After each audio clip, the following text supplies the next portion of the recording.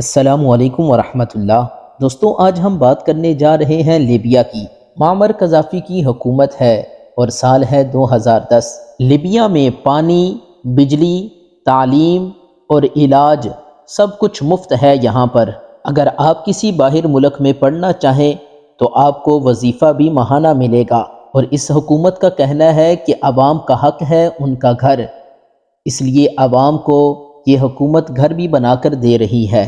اگر آپ کوئی کاروبار کرنا چاہتے ہیں تو آپ کو بغیر سود کے قرضہ بھی ملے گا۔ اگر آپ کھیتی باڑی کرنا چاہتے ہیں تو آپ کو 25 ایکڑ زمین اور اس کے ساتھ ایک ٹریکٹر بھی دیا جائے گا، اور اگر آپ کی شادی ہوتی ہے تو نئی زندگی گزارنے کے لیے آپ کو یہاں کی سرکار $50,000 دے گی، اور اس کے ساتھ جب آپ کا بچہ ہوگا تو بچے کا 2 سال کا پیمپر دودھ کا خرچ بھی سرکار اٹھائے گی۔ لیبیا میں تمام سڑکیں نئی بنائی گئی ہیں، جن کی لمبائی فرانس اور جرمنی سے بھی زیادہ ہیں۔ لیبیا کا اپنا سیٹلائٹ پروگرام ہے اور وہ خلا میں بھی اپنا سیٹلائٹ بھیج رہا ہے۔ معمر قذافی نے لیبیا کو سرسبز بنانے کے لیے دنیا کا سب سے بڑا نہری نظام بنایا ہے، جس کو لوگ عجوبہ مان رہے ہیں۔ لیبیا افریقہ کا واحد ملک ہے جس پر کسی کا بھی قرضہ موجود نہیں۔ لیبیا میں جرائم نہ ہونے کے برابر ہیں۔ عوام پرسکون اور خوش ہیں، لیکن اگلے 6 ماہ کے اندر یہ سب کچھ خواب بن کر رہ جائے گا۔ مکمل تفصیلات اگر آپ جاننا چاہتے ہیں تو ہماری ویڈیو کو آخر تک ضرور دیکھیے گا۔ ناظرین، جب لوگوں نے اسلام شریعت کو چھوڑ کر لبرل سیکولر نظام کو آزاد سمجھ کر دین سے بیزاری کی تو پھر اللہ تعالیٰ نے ان پر ذلت مسلط کر دی۔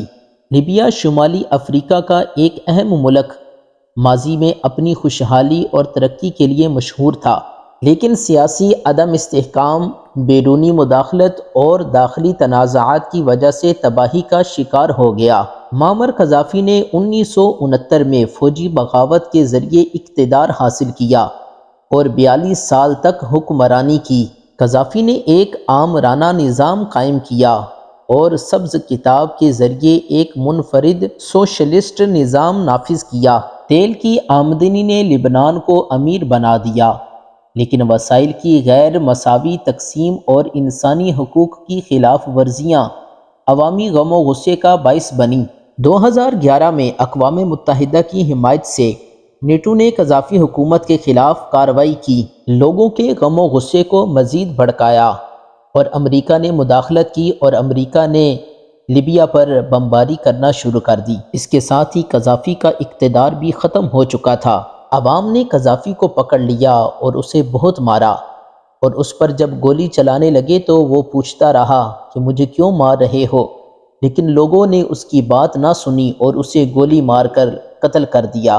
لیکن اس کے بعد ملک میں انتشار اور خانہ جنگی شروع ہو گئی۔ مختلف قبائل، مسلح گروہ اور سیاسی دھڑے اقتدار کے لیے لڑنے لگے۔ قذافی کے بعد کوئی مضبوط مرکزی حکومت قائم نہ ہو سکی۔ ملک 2 اہم دھڑوں میں تقسیم ہو گیا، ایک طلابلس میں قائم حکومت اور دوسری مشرق لبنان میں قائم پارلیمنٹ ہے۔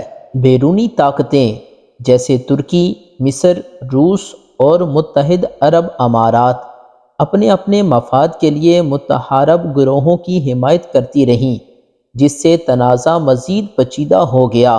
یہ وہی ماضی کا لیبیا تھا جس کا شمار امیر ترین ممالک میں ہوتا تھا، کیونکہ اس کے پاس وسیع تیل کے ذخائر تھے، تعلیم اور صحت کی سہولیات مفت تھی، اور لیبیا میں ترقیاتی منصوبے تیزی سے مکمل کیے جا رہے تھے۔ یہاں پر خوبصورت عمارتیں، خوبصورت سڑکیں اور لیبیا کو سرسبز بنانے کے لیے بڑی بڑی نہروں کا انتظام کیا گیا، لیکن آج یہ سب کچھ ختم ہو چکا ہے۔ لیبیا مختلف دھڑوں کے درمیان خانہ جنگی کا شکار ہے۔ طرابلس اور بعض بڑے بڑے شہر تباہ ہو چکے ہیں اور عام عوام مشکلات کا شکار ہیں۔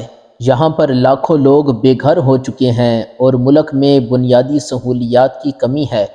بجلی، پانی اور صحت کی سہولیات کی حالت خراب ہے۔ انسانی حقوق کی خلاف ورزیاں عام ہیں اور لوگ غیر قانونی ہجرت پر مجبور ہو رہے ہیں، اور تیل کی پیداوار، تنازعات کی وجہ سے کم ہو گئی ہے اور معیشت زوال پذیر ہے، بے روزگاری اور غربت میں اضافہ ہو رہا ہے۔ اس کے ساتھ جرائم میں بھی بہت زیادہ اضافہ ہو چکا ہے۔ جنگ زدہ علاقے ملبے کا ڈھیر بن چکے ہیں، شہریوں کی گلیاں ویران ہیں اور لوگ خوف و ہراس میں زندگی گزار رہے ہیں۔ طرابلس اور دیگر بڑے شہر اب ترقی یافتہ مراکز کی بجائے تنازعات کے میدان بن چکے ہیں۔ لیبیا کی تباہی کی اصل وجہ داخلی سیاسی عدم استحکام، قبائلی اختلافات اور بیرونی مداخلت کا مجموعہ ہے۔ قذافی کے دور میں لیبیا اگرچہ عام ریٹ کا شکار تھا لیکن ترقی یافتہ تھا۔ آج کا لیبیا جنگ، غربت اور انسانی بحران کی ایک مثال بن چکا ہے۔ اس بحران کے حل کے لیے داخلی اتحاد اور عالمی طاقتوں کی مداخلت کے بجائے تعاون ضروری ہے۔ یہی سب کچھ ایران، فلسطین، شام، مصر اور دیگر ممالک میں یہی سب کچھ ہوا۔ آج بھی لوگ اس وقت کو یاد کر کے زار و قطار روتے ہیں، کہتے ہیں وہ وقت بہت اچھا تھا، ہم خوشحال زندگی گزار رہے تھے، آج ہم پر یہ کیا ہو گیا ہے۔ جب ان لوگوں نے لبرلزم لوگوں کو اپنا آئیڈیل بنایا تو یہ تباہ و برباد ہو گئی۔ اس لیے ہمیں بھی چاہیے کہ ہم ان لبرلزم لوگوں کے پیچھے کبھی بھی نہ چلیں۔ اگر ہم چاہتے ہیں کہ ہمارا کھویا ہوا وقار واپس آ جائے تو ہمیں دین کا کام کرنا ہوگا، اپنے ملک میں نظام مصطفیٰ قائم کرنا ہوگا۔ یہ تبھی ہوگا جب ہم نظام مصطفیٰ قائم کرنے والوں کا ساتھ دیں گے۔ اللہ تعالیٰ میرے ملک پاکستان کی خیر فرمائے اور ہمیں اپنی آنکھوں سے اپنے ملک پاکستان میں نظام مصطفیٰ دیکھنا نصیب فرمائے۔ اللہ تعالیٰ تمام مسلمانوں کی خیر فرمائے اور ہم مسلمانوں کو اپنا کھویا ہوا وقار واپس عطا فرمائے۔ امید کرتا ہوں آج کی ہماری ویڈیو آپ کو پسند آئی ہوگی۔